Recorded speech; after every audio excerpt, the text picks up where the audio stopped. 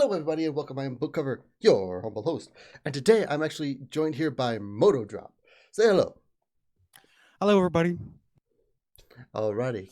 Now, our special guest here is actually rather small YouTuber, so go make sure to go check him out. He has actually a very good singing voice from what I've been listening to. Yeah, go check him out. Now, on to the interview. So, tell the pages a little bit about yourself. Well, I am a Christian Brony YouTuber. I have many different faucets of interests and all that kind of stuff. Primarily, I like to do music and that kind of stuff. Yeah, I do a little bit of writing on the side, uh, a little bit of editing for some people, and that's basically it. Awesome. So, what kind of music do you like to sing or create? It's usually actually a pretty big mix. Normally, I do a mixture of usually my own stuff or covers of other people. I also sing with my family quite often. We have a male quartet that we sing together quite often, so it's a lot of fun and it's actually really fun. Hmm, interesting. So, singing in a male quartet, how does that go? I mean, do you, each of you have a different vocal range, or is it all just usually about the same vocal range? Well, we have slightly different ranges. Myself, I'm a high tenor, as is my dad. My younger brother, Existent, who you may have seen on my YouTube channel, he actually does the piano and the extra voices for Mad World. He's a baritone, and my oldest brother James actually is a bass. So, and my mom plays the piano, so it's a lot of fun. Well, that's awesome. That's cool. You got your whole family involved in Yeah, no, we got a fairly large family, so we can kind of get away with this kind of stuff. it. Well, that's always a good thing. It's always good to see families together and seeing big families even together. So, now onto your content. From what I've seen so far, which actually is really very very well edited. How hard is it to edit like a cover song? Cover song, good example would be Mad World. That one from beginning to end took about 6 hours. I did about that was a fairly easy one considering because it was a fairly simple song. But a lot of my more complicated songs can take anywhere between 12 to 48 hours, depending on how much time I dedicate to them and all that kind of stuff. Um, it mostly depends on the kind of sound that I'm trying to get, the kind of editing work that it takes. It's kind of a mix between whatever I need. Hmm. Ah, that's fair enough. I mean, editing can be very difficult work for a lot of people. Um, so next question for you is, what made you want to be a brony? Well, it wasn't so much as I wanted to be as I kind of got sucked into it. It was kind of like, one of those things where, a friend on Facebook is like, "Hey, I watched this show and it's actually pretty good." And I'm like, "Yeah, whatever, right?" And then I watch it and then, a season later you realize you like it, right? And then that leads into wanting to see what other people are doing and, YouTubers and that kind of stuff, right? And next thing you know, you're completely involved in it. It's kind of runs away from you. Oh yeah, I know the feeling. So, what season did you join the brony fandom? I started watching in 2012, so season two, I think season three was coming out just as I started watching. But I did start watching it from the beginning on Netflix. Hmm. Yeah, that's pretty much how I started as well. Uh, but what are some of the challenges you've started to face being a brony YouTuber? Mostly it's the misunderstandings. My family has actually been very accepting of it, seeing as like I am a Christian and a Brony, right? So that's actually why most of my videos are called A Unique Perspectives, because I come from a different side than most people. Um, but yeah, no, like most of the time, it's mostly questions like how can you justify liking a show that's essentially geared toward little girls as well as being a Christian? And my answer to that is actually being a Brony has made me a more bold and a more um, just a better Christian in general. Actually, I'm genuinely surprised that it's come to this point.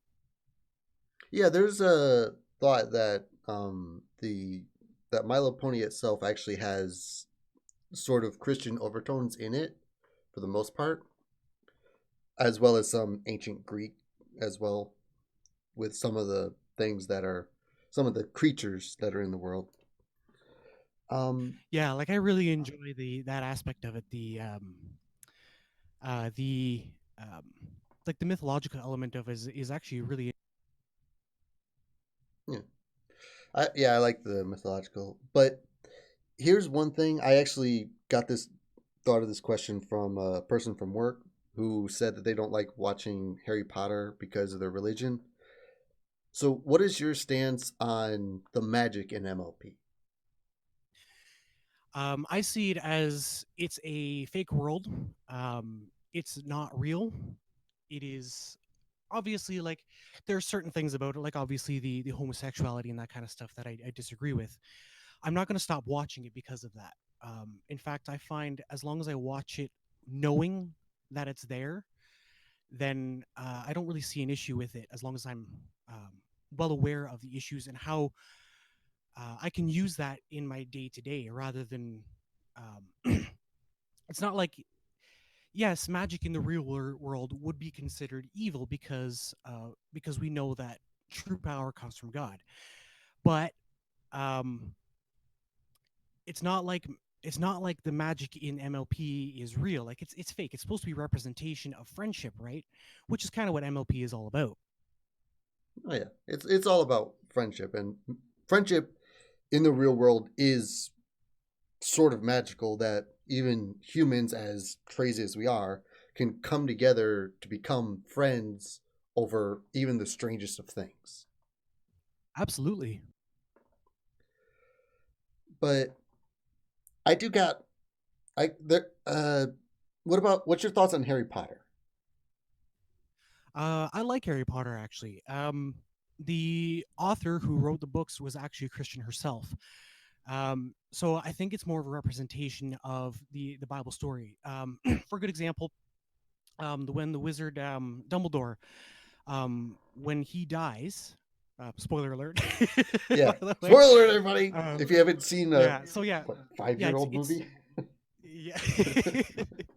I have actually all read all the books and all that too, but I find it interesting because it talks about when Harry Potter dies and all that kind of stuff, and he comes back to life. I think I find that as a representation of when Christians die to their sin and they're reborn to a new life. It's supposed to be a parallel between that. It's similar to like the Chronicles of Narnia does the same thing, as well as the Lord of the Rings is a similar thing. It's supposed to be a parallel to the Bible and the story of Christ and all that. yeah, and kind of like the Journey of the West is a parallel of is the parallel representation of the human body, mind, and spirit. Do you know what the Okay, Do you know what the Journey of the West is?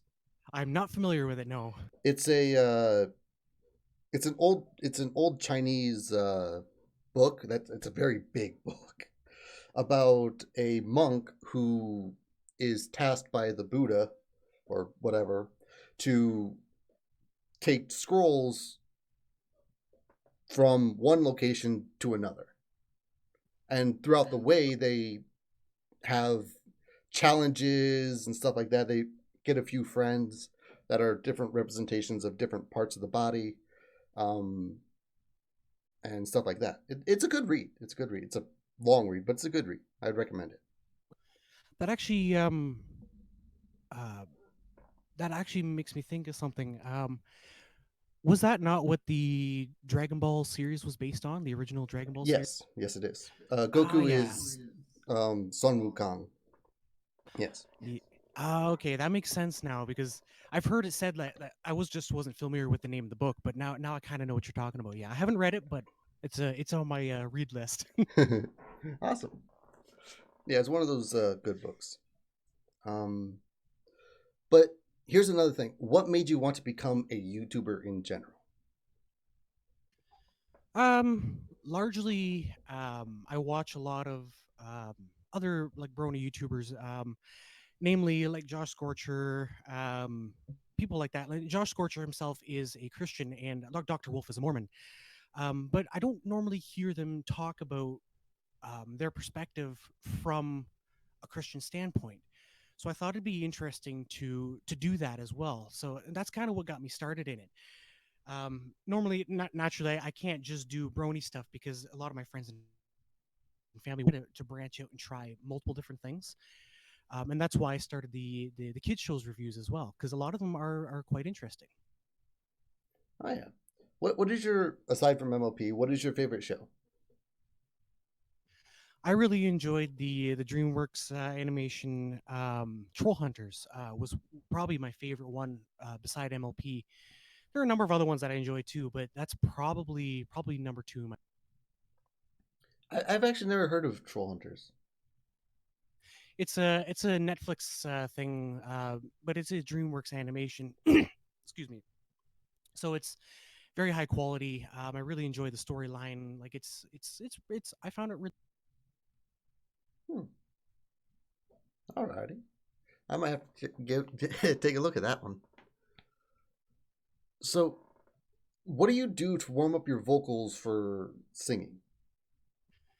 Normally, it depends on what I'm singing. If I'm singing really high, I find that it works better if I'm in a high humidity environment. I try to warm up a little bit. Usually, just your basic mini me's and that kind of stuff, and I try to go up and down the scales. Um, Other than that, not too much. I tend to have my high points and my low points. Like right now is kind of a low point because I'm just still recovering from a cold. But um, I find that yeah, like usually I have it in my head already, kind of what I want to do, and then I just kind of do it. I mean, that's fair enough. I was wondering if there's like some like I've heard of people actually drinking like gargling salt water before they start singing and like lemon water and stuff like that to try to, make their voice come out crisper or something like that. Do you do anything like that? Not usually, no. I usually focus more on trying to get as clean a sound as I possibly can. A lot of my older videos, you might have noticed there's a little bit of a hissing noise in the background. I had an issue with a with my soundboard was making noise, but that's fixed now. Great, which is awesome. um, but yeah, no, like it's more down to like when you hear music like a song that I've done, that's usually not my first take. That's usually 5 or 6 takes. So by the time I get to my sixth take, I'm usually warmed up well enough that that's kind of where my voice should be at anyway. Oh, that actually makes a lot of sense. Seem to warm your voice up, and then once it's warmed up, you're singing better. Yeah, more or less. Yeah. That's actually rather cool. So, in the Brony community, who is the biggest person that you look up to? Well, I look up to different people for different reasons. I actually enjoy watching FNGR. I know a lot of people don't like him, I like him. um, but I try to watch people with different viewpoints because I actually respect FNGR a lot, specifically for going after pedophiles and that kind of stuff. And his whole crew, like Buttons and all that, and all them, right? Obviously he has a different viewpoint than I do because I'm a Christian, right? But it's important for me to be able to kind of keep up with that kind of stuff because it is important to me. Um, when it comes to like art content, that kind of stuff, I really enjoy Mad Munchkin. Lightning Bliss is also another good one that I like to watch. More of the bigger ones usually. Oh yeah, definitely, definitely. uh, because the bigger artists are usually the best. For the most part, yeah. Yeah, they always seem to be good, so I can understand that. Now, in just analysis of MLP itself, who is one of the people you look up to besides Josh and Dr. Wolf? I really enjoy watching Silver Quill. I find he goes into a lot more depth about the archetypes than a lot of other people do. Um, Personally, as a person, I may not agree with him on a lot of things that he's done, but in terms of his review of MLP, I respect him a lot. Yeah, I like watching his content. It's funny. It's always funny to watch him. He's not afraid to like make things just happen, and the joke never seems to fall flat, which is very hard to do. Believe me. Yeah, oh, I know all about it. Yeah. Yeah, flat jokes are they just hey and then oh well I tried. Or people pretend that they didn't hear you, and it's like, oh, okay, maybe that wasn't so funny after all. It was funny in my mind, but Right, or you end up saying a dad joke in the middle of something happening, and everybody just looks at you like why. It's like, it's like okay. everything just stops and everybody just looks at you like, really? And it's like, oh, okay. Sorry. Oh yeah, gotta love those situations. Now, being bronies, we know that there's a lot of brony musicians out there. Who Yep. is one of your favorites? Uh, Brony musicians, I really, really enjoy Black Griffin. Um, Him and Basic working together, they're going places. Like they got a new album coming out soon. Um, it's fantastic. Like they got some really good quality stuff. And they also work a lot with Michelle Krieber, who, as you might know, voices the character of Apple Bloom. Mm-hmm.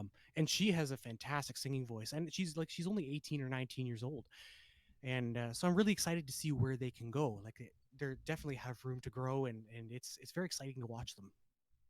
Oh yeah, it's always good to see Black Griffin when he's singing something. And he's just got such a voice on him, like the control over everything. A lot of the stuff that I watch, he's doing it without auto tune or anything like that. And I'm like, holy doodles, this man can. I know, right? And the range he has, it's like Oh man, what? I wish I had half the range he had. I know, right? Oh man, that honestly would be awesome to be able to sing like him sometimes. I'd love to be able to sing with him sometime. Oh, That would be that would be like a dream come true for. oh yeah. Thing is, one thing I've noticed about the Brody community is that it's weird. It's weird how many people we just like, yeah, come on in. And as we've figured out, sometimes it's not the best, but we still always accept people to come in and at least try to be alongside us. What is one of the best like friend making moments you've had in the MLP community? The thing with MLP, um, I actually haven't made a whole lot of friends within the MLP community, but I'm always surprised to find people that I'm already acquainted with, that I'm already friends with. It's always surprising to find out that they're Roni, and it's like, huh, like that's interesting. Uh, no, I don't usually make friends within the Brony community because it's really hard to do online. Like I'm not really good with like online interaction and that kind of stuff.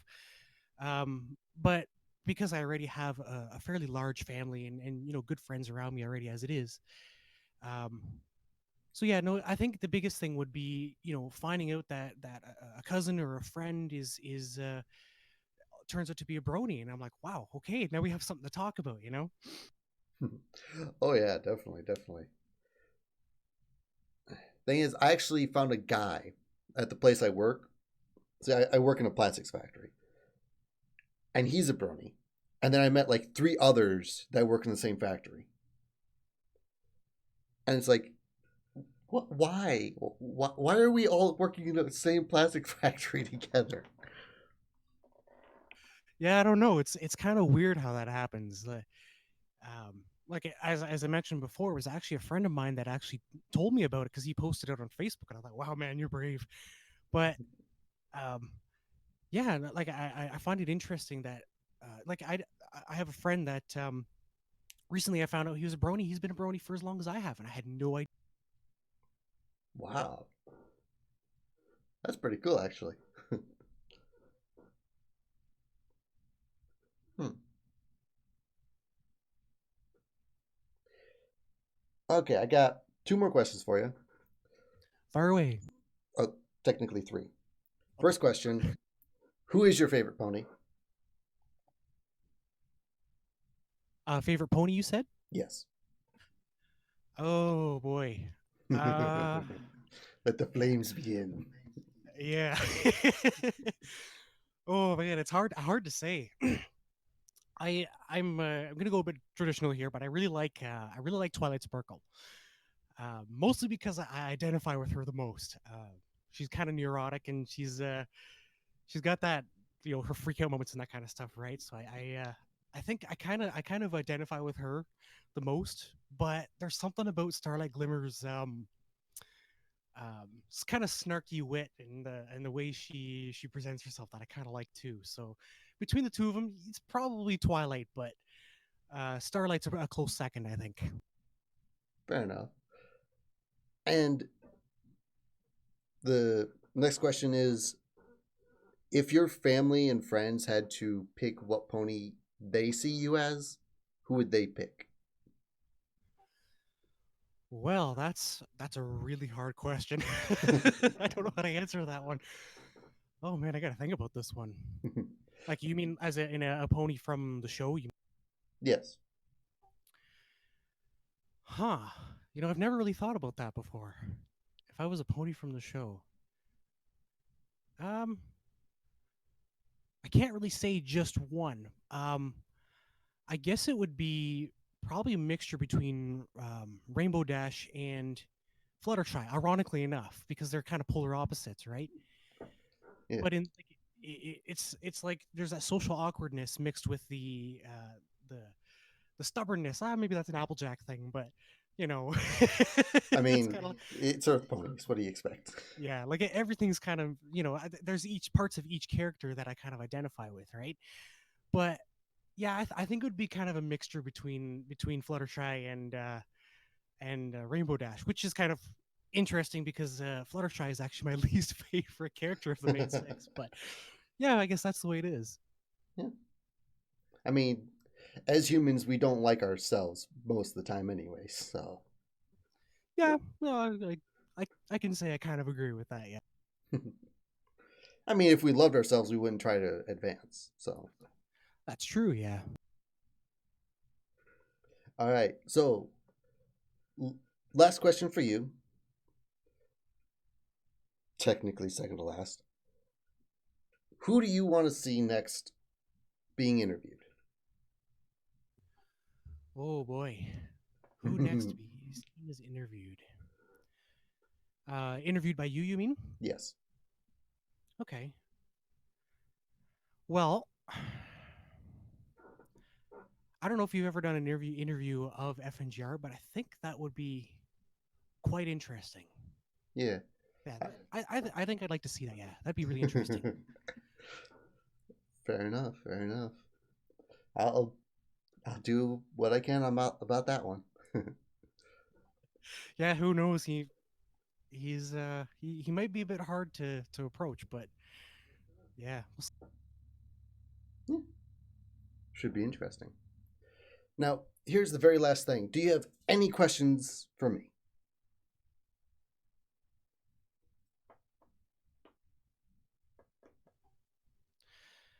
I guess my biggest question to you would be, um, maybe I'm kind of pushing my boundary here a bit, but um, what is your um, what would you say that your spiritual life looks like? Ah, that is a difficult one. Yeah. Like, would you call yourself a Christian, or like it's kind of just you don't have to answer if you don't want to, but Oh no, I am an open book to everybody, so I'm willing it's to answer just anything. yeah. What do I consider myself? I consider myself someone that can't really be labeled because the way I think about it is that there's a lot of good Christian values, but there's also some that make absolutely no sense in the same sense of the word. And then there's other things that, if you add other religions to it, will help build upon yourself to make you better, more of a better person and better spiritually and mentally. So,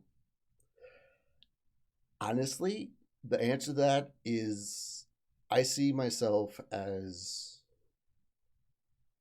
yes. I'm a spiritual person. I am very spiritual. I try to do what's right for me, humanity, and all those around me. But I don't really worship like a lot of people would because God is where you are. He's not in a church. That's just a building.